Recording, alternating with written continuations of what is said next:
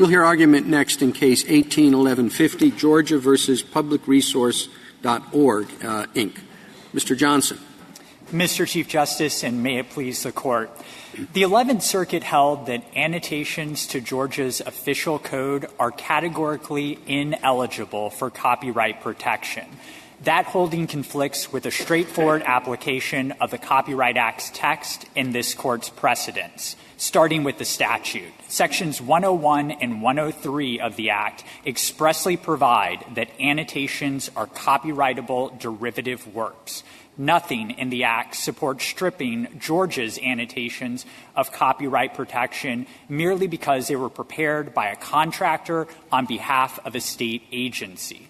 Therefore, the crux of the parties' dispute is whether this Court's 19th century precedents support a decision different from the one that would be reached by applying standard interpretive principles to the Copyright Act's plain text.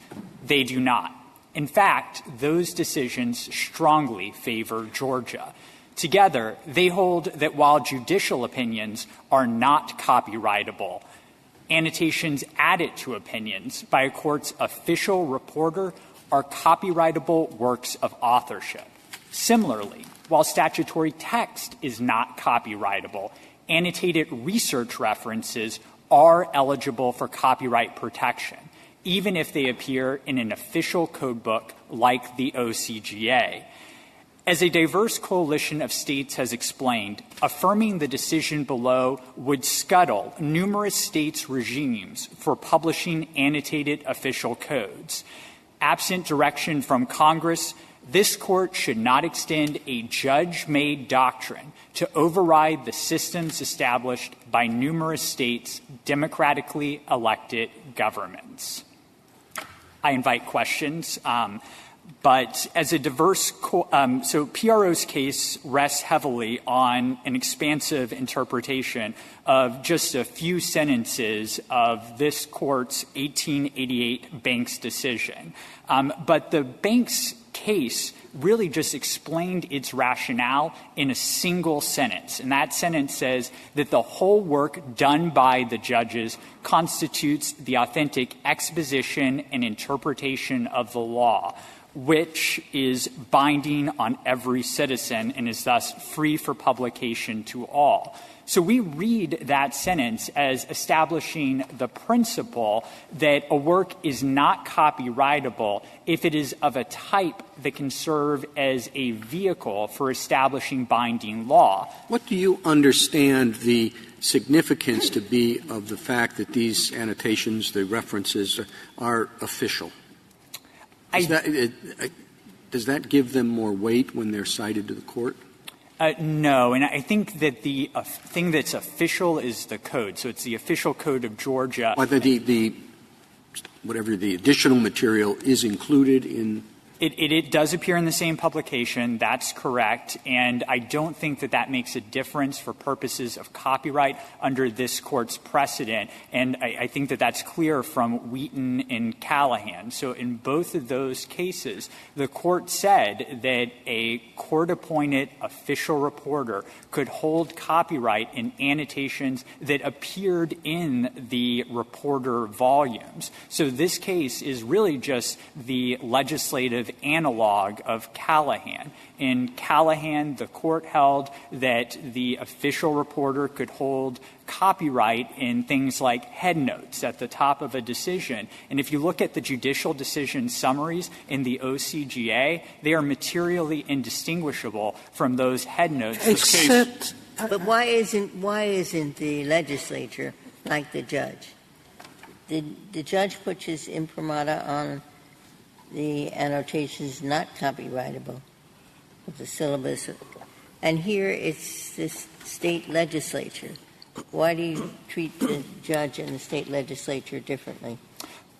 Well, I think it's different because the General Assembly is not enacting individual annotations through bicameralism and presentment. So the annotations are first prepared by a commercial publisher, so by a contractor, and they do that subject to the supervision of the Code Revision Commission. But they do it as what do they call it, authors for hire. So the one that would hold the copyright would be the state. The state does hold the copyright. That is correct, very much like how an official reporter held the copyright in Wheaton and Callahan. So here, the Code Revision Commission, acting on behalf of the state, obtains a copyright for the state. But I think the crucial point under Banks is that the annotations are not individually reviewed by legislators. They do not go through the process of bicameralism and presentment. Well, but counsel, aren't they approved? I thought they were at least approved as a whole by the legislature. So I think the 11th Circuit's decision is perhaps a little confusing on this issue, but I don't think that there's any disagreement about the underlying facts. The answer is, as the 11th Circuit said in its opinion, the annotations are not individually enacted. I understand that. I posited that in my question to you. Right.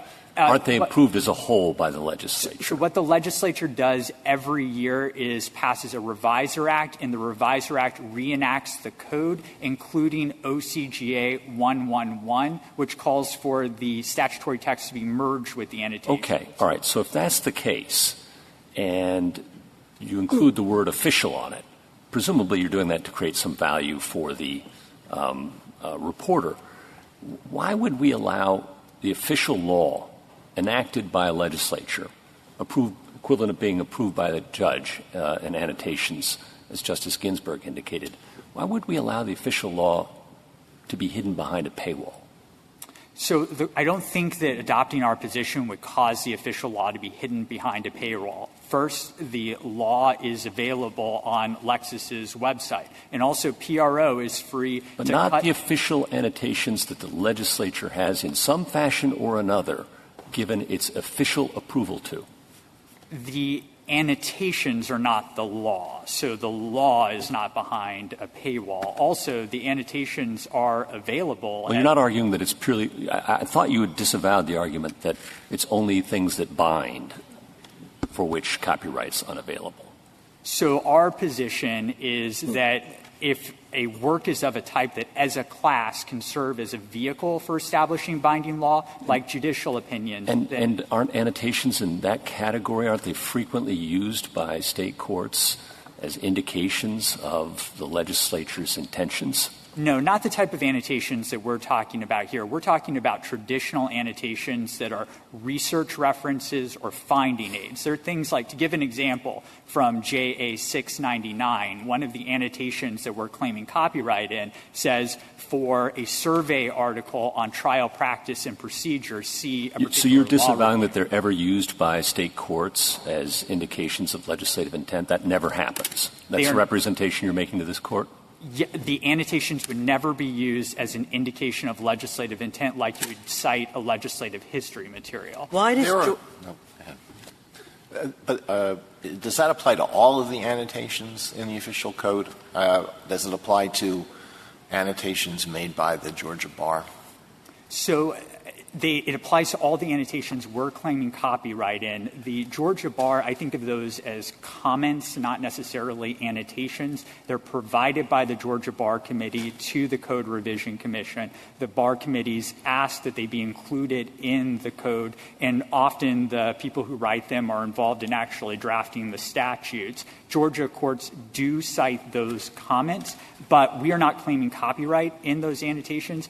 PRO is free to copy them, and in fact, they appear in West's unannotated or unofficial. What is the theory that distinguishes those annotations from the other annotations? I think that first of all, the author is different. So it's the state bar. The state bar, if it wanted to make a copyright claim, would have to be the one that's making the copyright claim. I don't think that – I think probably those would not be copyrightable if the state bar was trying to make a copyright claim. Why?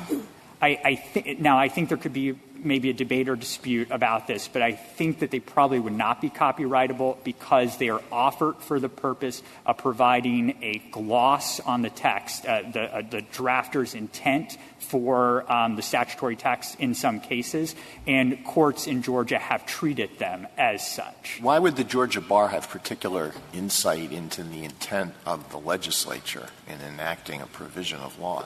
Well, often my understanding from reading the introductory text to these comments is that they're often drafted by people who were involved in drafting the legislation. So even though a bar committee member isn't in the legislature, they're often involved in assisting with the drafting of the legislation. Now, but a lot of people could be involved in the drafting of legislation. It could have been proposed by some interest group. It could have been something that was worked on by a law professor. So what distinguishes those would be copyrightable, wouldn't they be if somebody like that wrote an article? So what distinguishes them from the comments of the Georgia bar?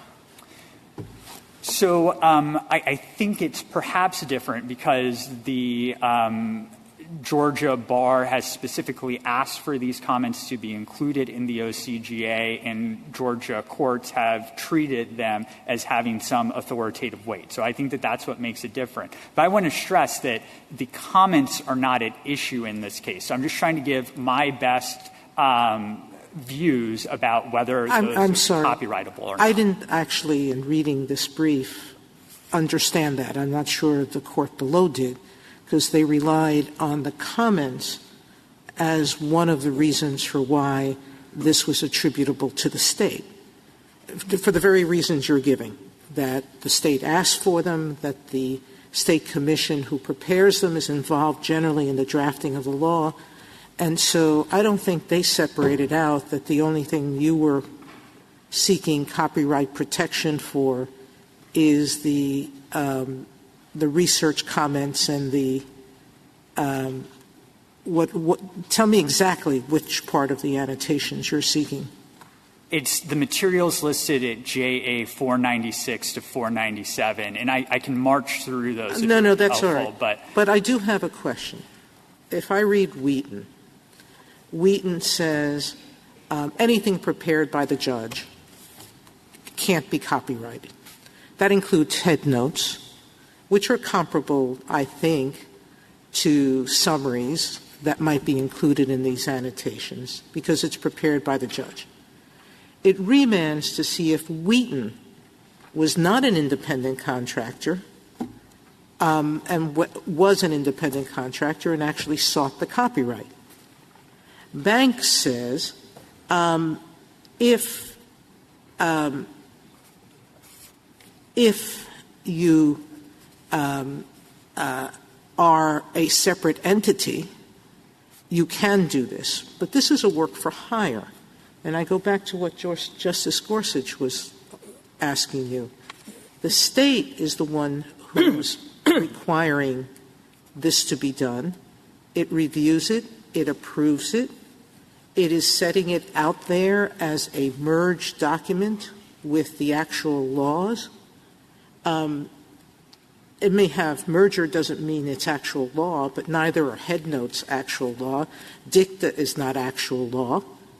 And no one's arguing, you're not arguing under Banks or any of the other cases that the state couldn't get a copyright in headnotes it prepares or in the dicta in its judicial opinions. So why isn't authorship really the most important factor? I think if it's going to explain the law, either by reference to comments or by reference to cases that reflect its intent, isn't that an explanation, an official explanation of the law? So I think we win if authorship is the standard, and I think that that's basically the United States' test, and the United States agrees that we win under that standard.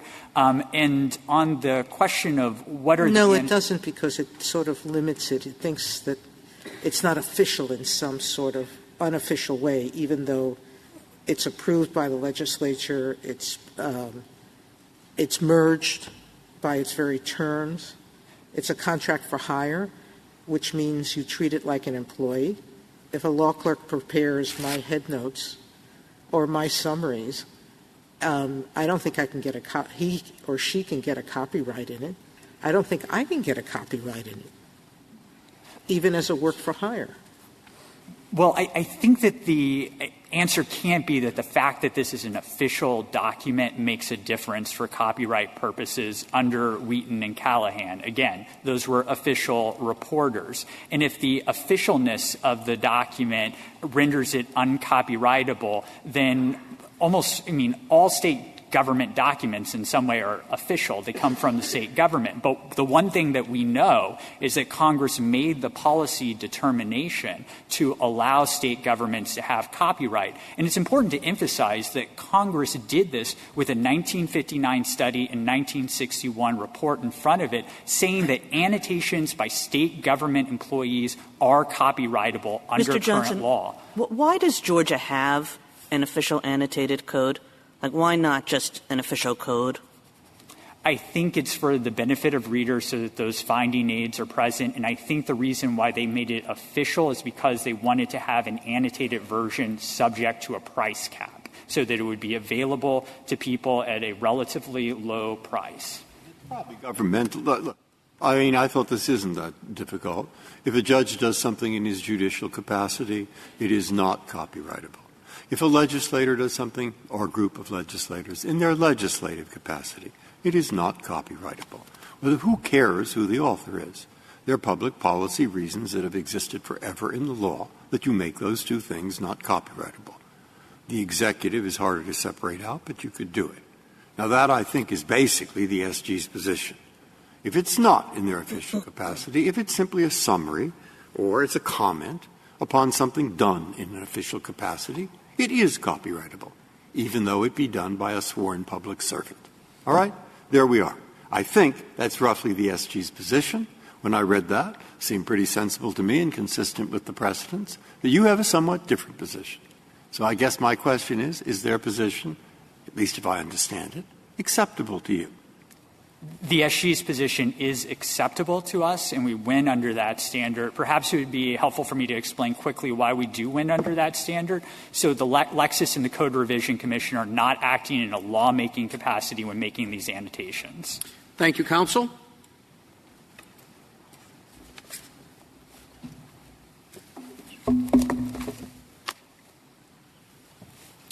Mr. Yang? Mr. Chief Justice, and may it please the Court, this Court in Banks determined that there was a consensus that no copyright exists in a work by, quote, judicial officers in the discharge of their judicial duties, unquote. Banks then held that a judge who in his judicial capacity prepares an opinion or decisions and other materials is not regarded as the author within the meaning of the copyright statute. Those principles from the judicial context also apply in the law-making context. So, if a lawmaker acts in his capacity as a lawmaker and creates a work in the discharge of his law-making duties that is within the process for creating law, no copyright exists. Now, in this case is going to be controlled, however, by Callahan.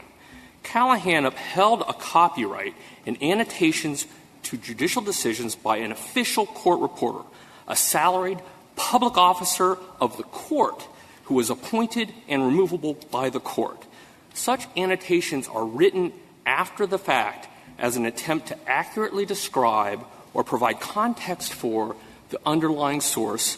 Mr. Yang, I'm sorry, finish your sentence. Well, I was just going to say that the annotations here are research aids. They are created after the fact. They provide a comprehensive, not a selective selection of materials related to the statutes. There's no approval for the substance. And, in fact, the context is easier than Callahan because it's made Don't by finish it that far. Okay. All right. I'm happy to stop.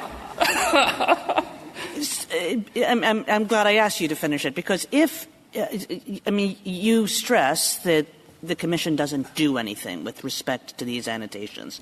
Suppose the Commission did do something with respect to these annotations. They didn't write them themselves, but they supervised the process carefully. They imposed some kind of editorial standards. What then? I don't know that that would make a difference to the bottom line. Our understanding of the test that draws from Banks is that when a lawmaker acts in his capacity as a lawmaker in the discharge of lawmaking duties. Are you saying that the commission just doesn't count as a lawmaker? Is that? And they're not discharging lawmaking duties. Yes, because the commission is composed of 15 individuals, 5 of which are not even in the legislative process. In Harrison, the Supreme Court of Georgia recognized that those non-legislative people could actually make the difference in any kind of decision. But the legislature sets up this commission and puts a bunch of its members on this commission. Yep. And let's say in my hypothetical world, this commission actually takes its job seriously and imposes some editorial standards for what will and will not go into the annotation. Still, same result, but it's also in the context of the rest of this case, Section 111. The statutory portion of what's produced by Lexis in the commission is enacted as statute. But Section 117 explains that the notes, the annotations, and the other things are for convenient reference and do not constitute the law. Every year they enact this, and there's a good example. Well, but people look at the annotations pretty carefully as guides to what that law is all about. Well, if they looked at if the commission is basically involved in what should be in and what shouldn't be in to explain to people what the law means, why would that be copyrightable? I don't think they're actually explaining what the law means. They're describing what other – this is better than Callahan, because in Callahan, the reporter was at least superintended by the court, right? Could have been removed by the court, was hired by the court, appointed by the court. Here, they're describing what third parties do, what courts do. To the extent there's any relationship, it's only with the legislature, and even there it's attenuated. So you think even if the commission actually wrote the annotations, it would still? That's right, and look what the annotations are.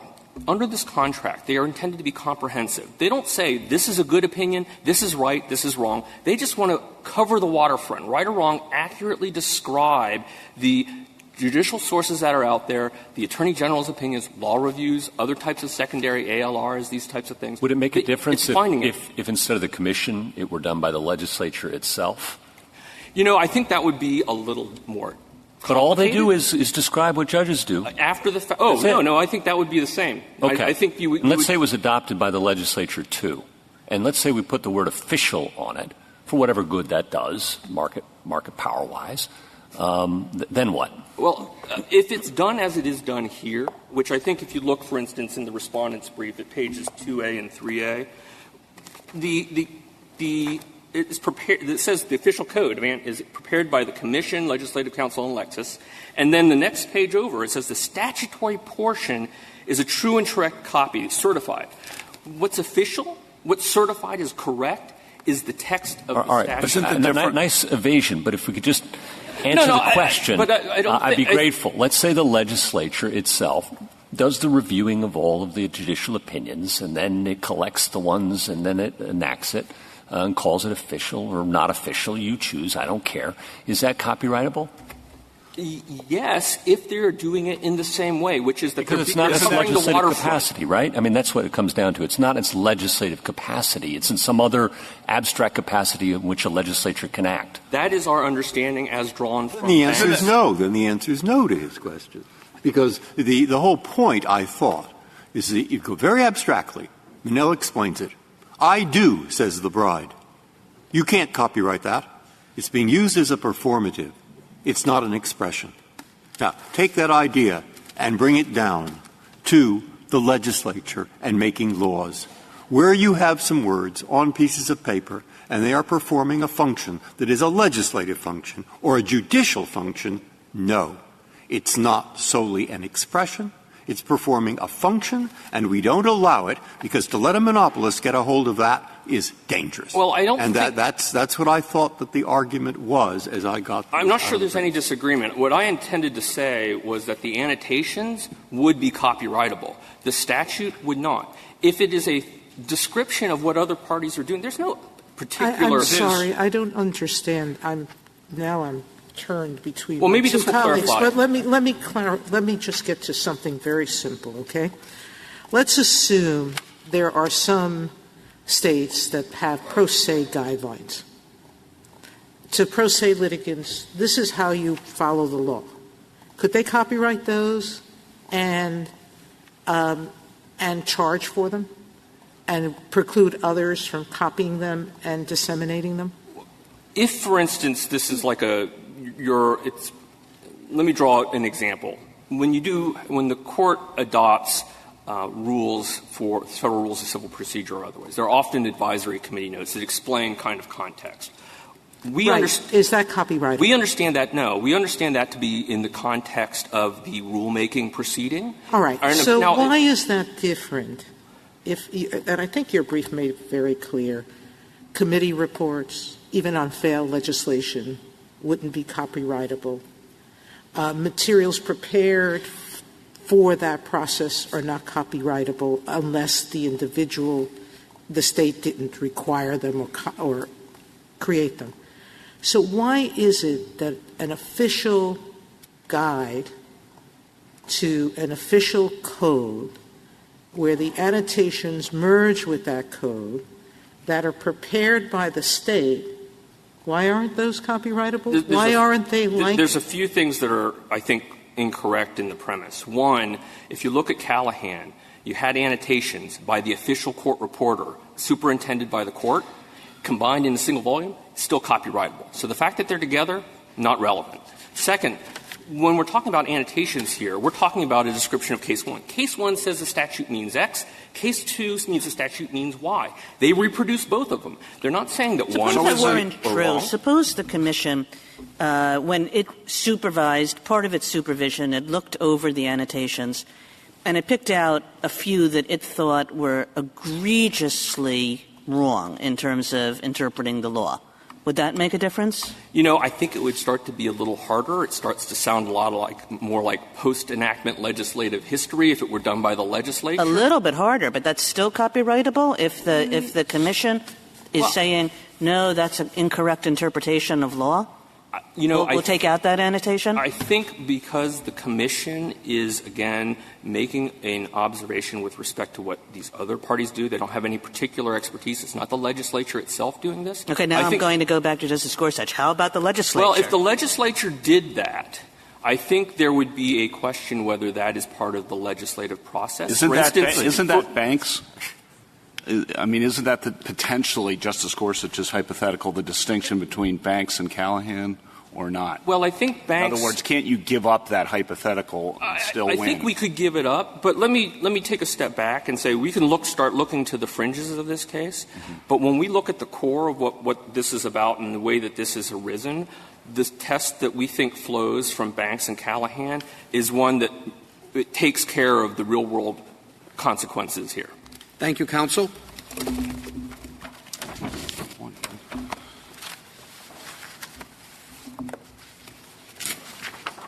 Mr. Citron. Mr. Chief Justice, and may it please the Court. I think it's useful to remember that the question Georgia presented in this case was whether the government edicts doctrine extends to documents that lack the force of law. The answer to that question is clearly yes. The United States agrees with us that it has to be yes. That's required by the Court's decision in Banks.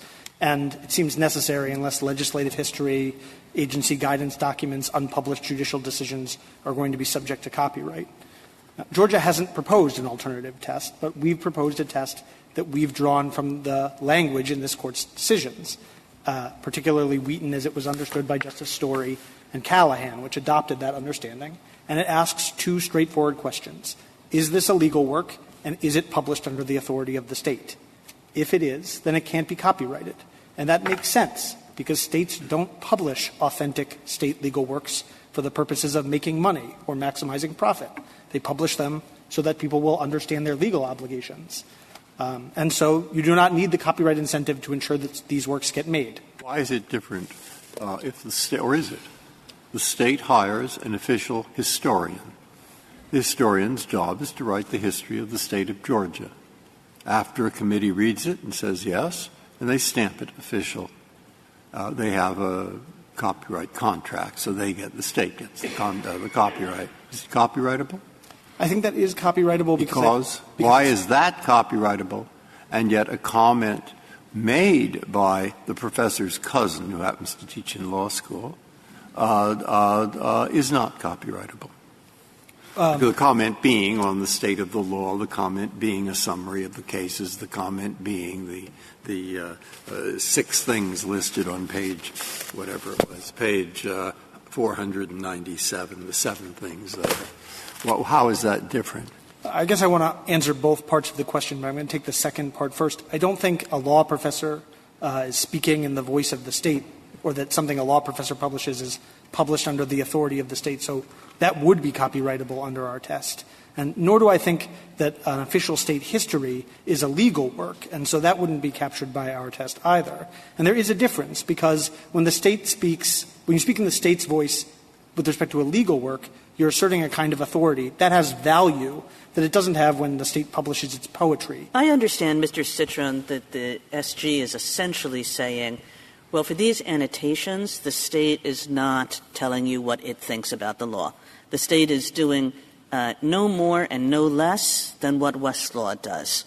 So the state's view of the law is just like Westlaw's view of the law. Why should we treat the two differently? Well, I don't think they're the same for 2 reasons. One is these annotations are produced in the name of and the voice of the Code Revision Commission. And the Code Revision Commission is not a non-entity. Code Revision Commissions are responsible for assembling the text of the statutes and the other things that go into the official code.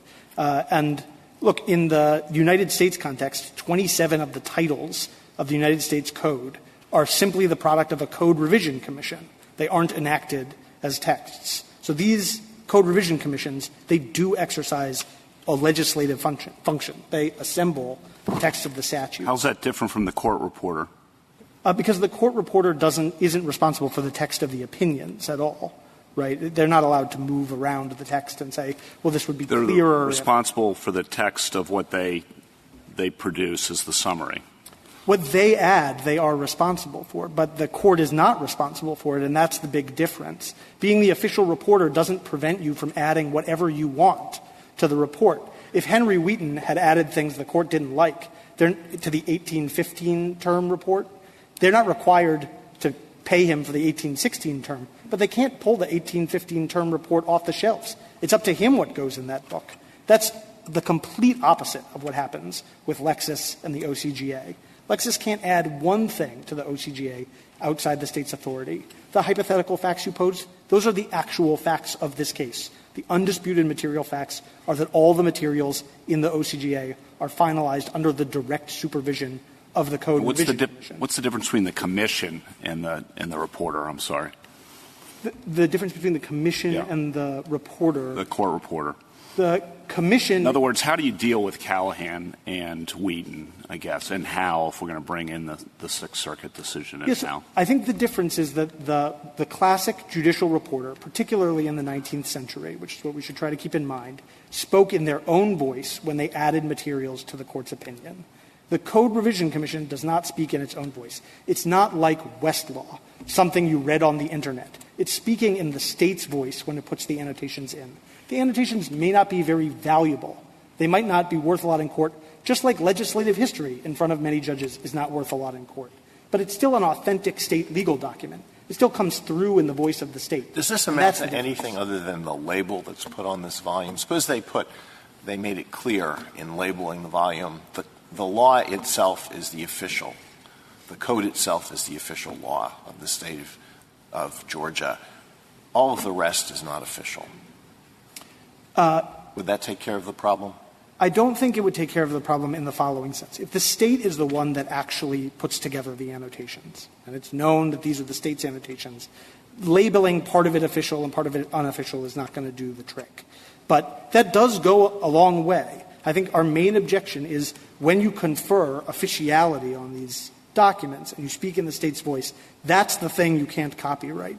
If they wanted to have the official Code of Georgia with annotations by Lexis, they could certainly have that. Mr. Citron, in both Wheaton and in Callahan, both opinion mentioned that the cover pages said that these reports were by the individuals, not by the state. Yeah. And so the state wasn't claiming ownership or title to these annotations, correct? That's right. That's different from here, where neither Lexis nor, am I wrong, I don't think the annotation tells us who prepared the annotations, or does it? I didn't look specifically. I mean, the reason the 11th Circuit got confused about whether these comments were who they were authored by and whether they were distinguishable from the other kinds of annotations in which they claim copyright is there isn't anything on the face of the annotations to tell you who wrote them or who's responsible for them. All right. Could you please take the government's test? You articulate it, and you tell me why their conclusion is wrong under their test. Well, I know you don't accept their test, so don't fight the hypothetical. Okay. Okay? Yes. Accept the hypothetical. Yeah. And tell me why they're wrong under their I think their test. The simplest understanding is the following. The Code Revision Commission is in two critical respects like the legislature or exercising a legislative or lawmaking function. First, it discharges its duties entirely at the behest of and for the benefit of the legislature, and the Georgia Supreme Court has told us that this is an exercise of the legislative authority for purposes of Georgia constitutional law. So trying to draw some line between the Code Revision Commission and the legislature would be, I think, inauthentic. On top of that, Code Revision Commissions are exercising a legislative function. They assemble the text of the statutes. If you were to adopt a rule that the Code Revision Commission does not speak for the state, in states like New York, where the statutory text is put together by a Code Revision Commission, you could copyright the statutory text itself, because those statutory texts are just evidence of the law. They're not binding or the force of law vis-a-vis the statutes at large or the like. And but for Section 105, Title 42 of the U.S. Code could be copyrighted too. Mr. Sigmund, may I ask you a basic question of what matters here? One thing is that the annotations have the official state imprimatur. And you say that that's what matters. But why instead shouldn't it matter that these annotations are in no sense the law? They're just useful information on how the law has been interpreted and applied by others. I think it's what you mean by in no sense the law, which is, I think, a complicated concept. When it bears the state's imprimatur, it is the law in some sense. It may not be worth very much. The state can say, look, this is just informational. Just the way the IRS, when it puts out an FAQ about how to file your tax return, says, look, this is just informational. A court might take a different view of it. But when the state is telling you this is a good summary of the of the case, you're going to treat that differently. And it's not for nothing. Well, they're not saying it's a good summary or a bad summary. They may take comments from both sides, one interpreting it one way, one interpreting another way. They're useful aids to research. But you say that that doesn't matter, that these are information, just information about how the law has been interpreted and applied without making any judgment whether those are correct or incorrect. The best I can say about it is this. My colleague said, I think the comments, which are often used by courts as an authentic source of law, probably shouldn't be copyrighted because they are offered as an intended gloss on the code. In their complaint, this is what they say the judicial annotations are there for. Quote, they must be carefully crafted by Lexis in order to illustrate and interpret the code sections of the OCGA. That's what they're there for. The state puts them there to illustrate and help interpret the code for its users. They aren't the law. You can't cite them in the sense of saying, I know the statute says this, but look at this annotation here. Just the way the notes that are at the end of the Federal Rules of Civil Procedure aren't going to overrule the text of the rule. But they do count for something because they come in the state's voice. That's, I think, the question. I agree you've clarified everybody to me. The question is, what function does this particular set of words play in the law? And if we look at the precedent, I'm back where Justice Ginsburg was, because it's hard for me to see that it plays much more of a precedent than Wheaton. I mean, much more of a role than Wheaton's annotations. And I can think of cases where a lot of people would say in respect to Westlaw, in respect to Lexis, and probably here, yes, that's what they say. But go read the case, my friend, and it isn't as good a summary as you think. All right, so what you'd have to show is that the official Westlaw actually plays a larger role in the law, in a lawmaking function, than does Westlaw. I doubt that there's something here that shows that, but maybe there is. I'll give you my best shot, okay? There are no cases in Georgia that have ever cited West's unofficial annotated Code of Georgia because it's not official and it's not something you would bring to court and say, well, look, an editor of Westlaw tells us that this case is relevant or that this statute became effective on this date. There are lots of cases that cite the annotations to the OCGA as such in Georgia for lots of different kinds of propositions. But I think one question that is, I think Justice Ginsburg asked it, is some of your examples, they're government documents with a point of view. And when you think about one of these annotation books, it doesn't look like it has a point of view. It looks like there are annotations of cases on both sides of an issue. And as long as we don't have any sense that the state is editing in order to create a point of view, why doesn't that make a difference? So that's true of the judicial annotations because the judicial annotations are themselves summaries of the cases. I would say they have a point of view about the cases. They will tell you what they think is important about those cases. But they don't purport to comment, this was a well-decided case, the reasoning here is poor. I will say the state wants to focus on the judicial annotations because it's hard to imagine using them this way. You should really focus on the editor's notes, which are also an annotation over which they are asserting copyright in this case. I want to bracket, they claim copyright over everything. In this case, they decided not to assert against some of the works, including basically everything in the code. They claim it.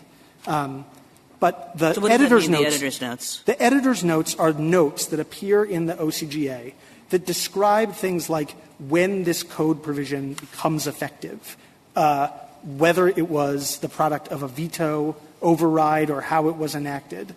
And it can be extremely important to deciding a case.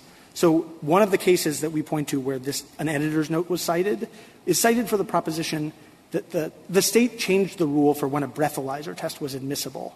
And it did so retroactively to all cases that were pending at the time that it was signed. The state the court cites the editor's note for that proposition, and that's the reason this person is acquitted. Is there any other source for that proposition? Sure, you could go back to the statute at large, just like you could for all the non-positive law titles of the U.S. Code. So if there were an award given out by the Law Review Commission every year for the best treatise in a particular area, in other words, we think this is, the best treatise, and as a result it's cited more frequently and more authoritatively than other treatises. Is that changed the copyright status? I don't think so, because I don't think that treatise is still speaking with the authority of the state.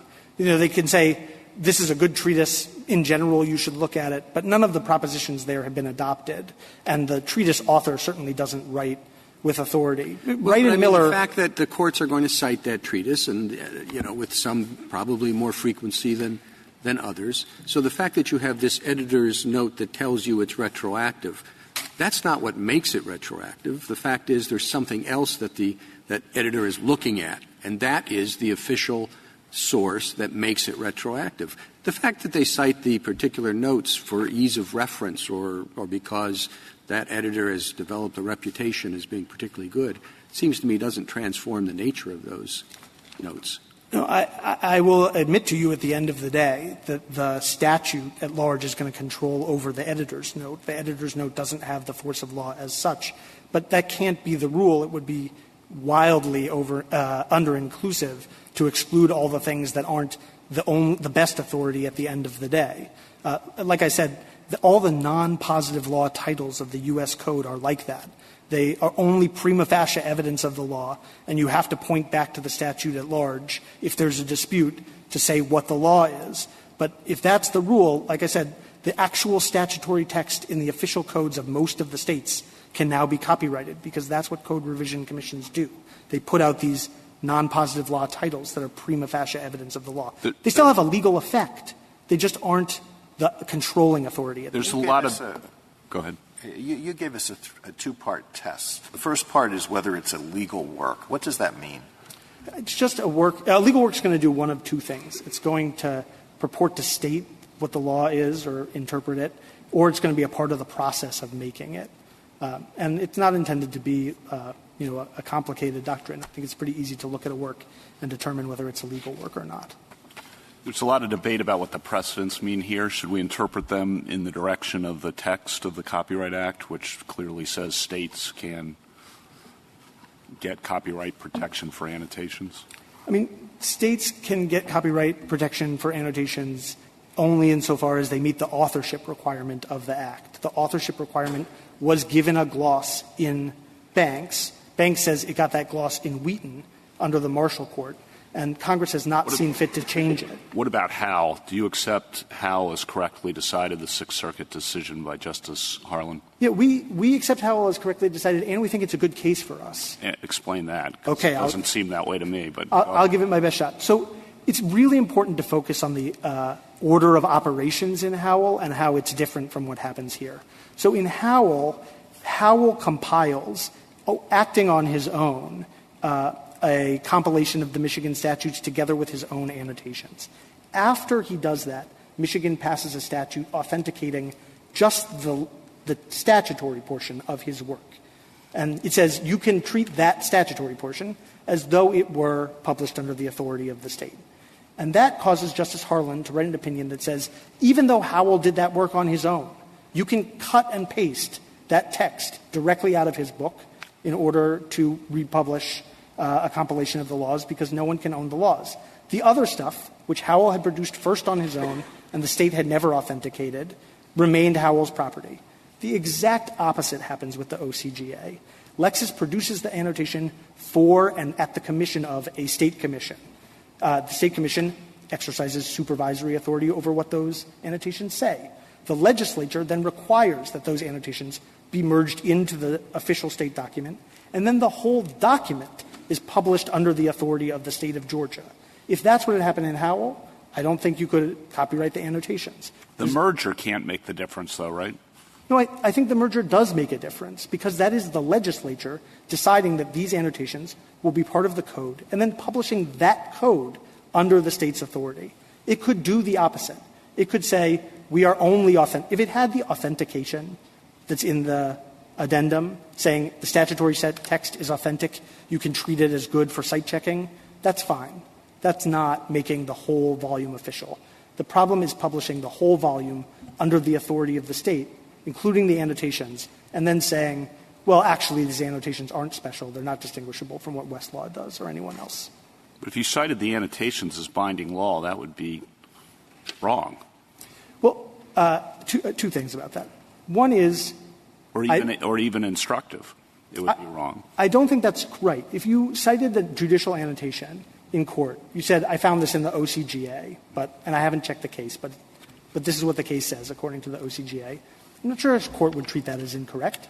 That seems to be a plausible way to use it. Correct me if I'm wrong, the court would do its own independent research to determine the weight to be afforded that authority. Right, but it does that with lots of things that we all agree are the law for purposes of this copyright rule. Mm-hmm. Just like when an agency tells you what one of its documents means. You're going to construe it. You're going to use your own judicial authority to attempt to determine what it means before accepting the agency's determination. But it still could be a good starting place. It wouldn't be the same if it was just something you read on the Internet. Can I ask you a question from a different direction, which is the state's amicus brief, which is a cross-section of states, makes a very strong argument that this is going to create problems in terms of incentives for creating these annotations in the first place. And so the net result of your position, if it wins, so the state's claim, is that there'll be fewer of these annotations. Can you respond to that? Yeah, happy to. If the proposition, which has to be Georgia's view, is that the annotations are just the same as private annotations, there is at least one, and usually two, privately annotated legal codes available for every state in the union. And that includes states that don't copyright anything, and it includes states that make an annotated code available on the Internet for free themselves. So the incentive to create these private works is not going to be affected at all. So the states are just wrong about that? I mean, isn't there a cost-price issue that's involved? Or why are the states saying that if they have nothing to fear? I don't think the states have anything to fear. What they want is the official versions to exist. The official versions bear the state's imprimatur. They get to supervise what goes in them. That's the source of the problem with the copywriting of it. But the unofficial and the annotations themselves will exist without regard to whether or not this kind of copyright. Well, I thought that Mr. Johnson told me that they would be more expensive. Do you dispute that?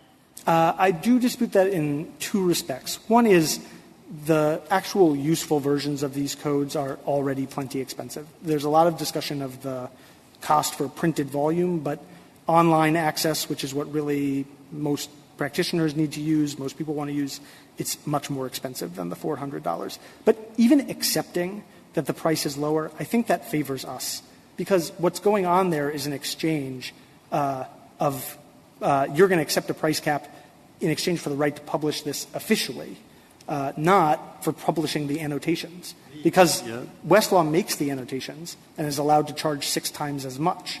Lexis isn't going to agree to do the annotation work in exchange for a price cap. What it wants for the price cap is the right to publish it officially. I hope that makes sense. There's a good description of this in a brief from some former publishing officials that explain, if this is what's going on, Lexis is essentially being hoodwinked. What is your best evidence that the state actually edits what Lexis does or supervises the substance of what Lexis does?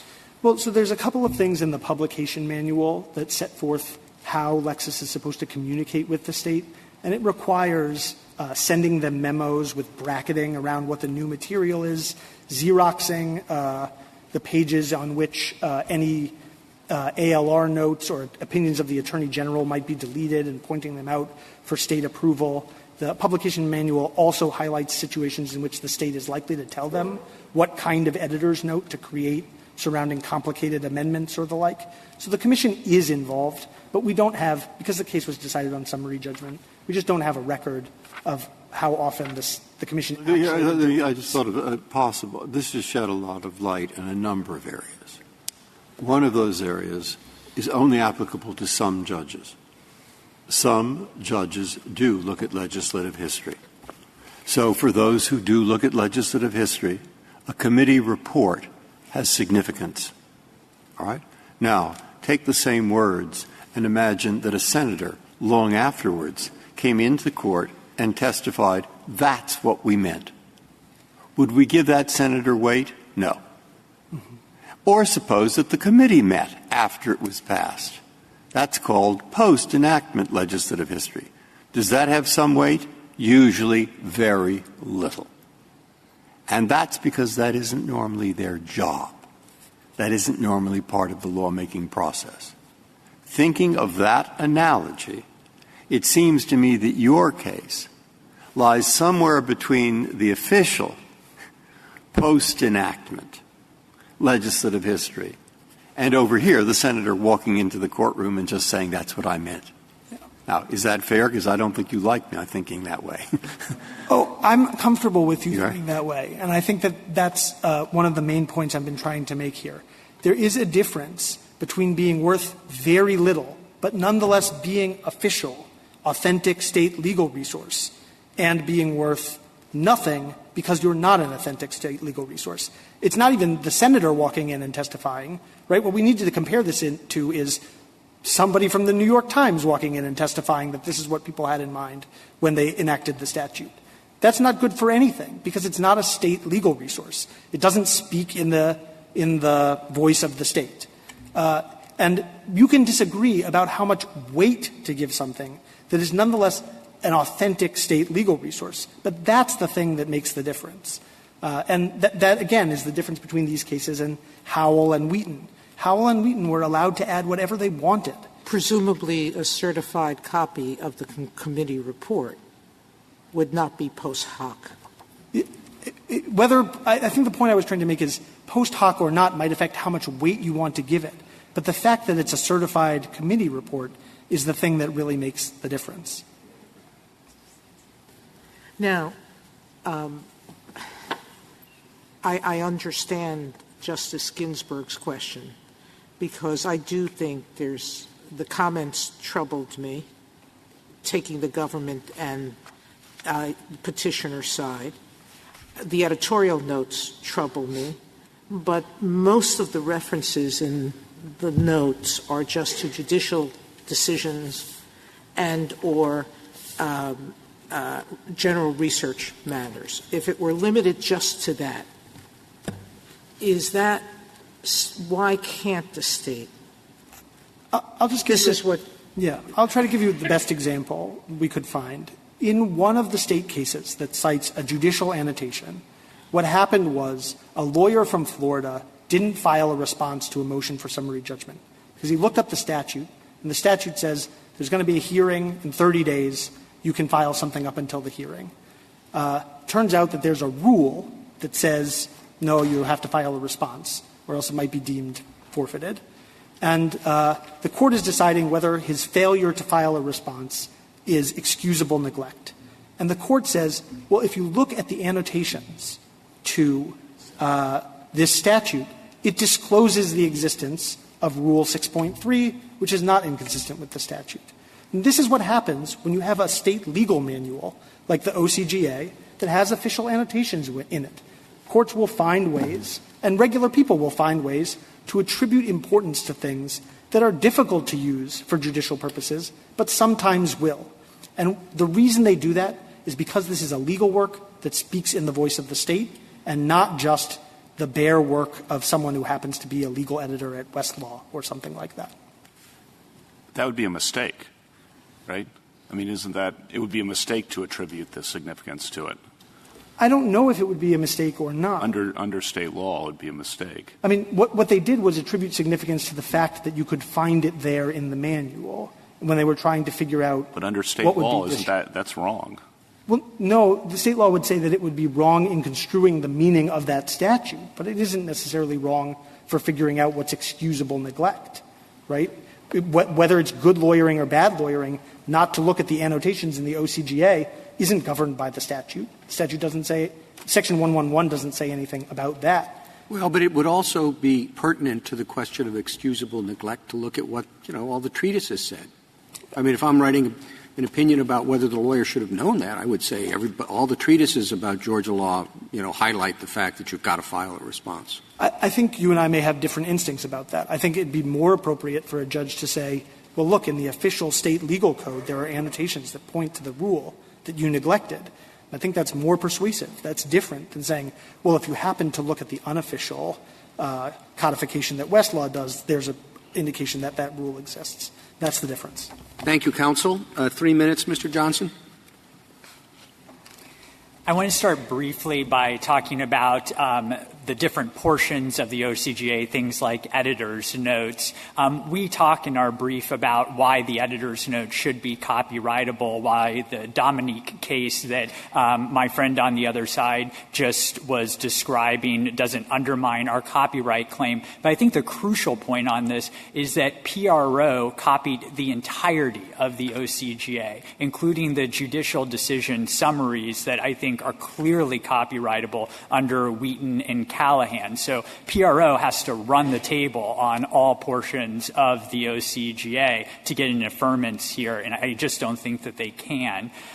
The PRO's main argument seems to be that the fact that the OCGA is official means that it cannot be copyrightable. And I just don't think that that's consistent with history or this Court's precedents. Again, going back to Wheaton and Callahan, you had official court reporters holding copyright in annotations. And given that those were government officials, I just don't think that it can make a difference here that the state is the one holding the copyright. I think that this case is the legislative analog of Wheaton and Callahan. But I think it's also important to look at the history of the Copyright Act. So the Copyright Office in the 1959 study and 1961 report interpreted the 19th century precedents we're talking about here as holding that states could hold copyright and annotations by state government employees. And then Congress passed the Modern Copyright Act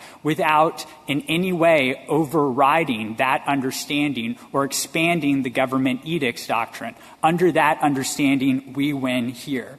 And then the final point that I want to touch on is how affirming the decision below would be very disruptive for states. So about a third of states have the same regime as Georgia. They claim copyright in annotations to an annotated official code by commercial publishers. So affirming the decision below would blow up those regimes. There are at least 2 additional states that claim copyright in annotations by state government employees, and 5 other states where the commercial publisher holds the copyright in the annotated official code. Those regimes would probably also fall if the Court's decision below was affirmed. So I think that statutory text and precedent compel a decision for Georgia here. Any innovations on the government edicts doctrine should come from Congress, not the courts. The Court should reverse.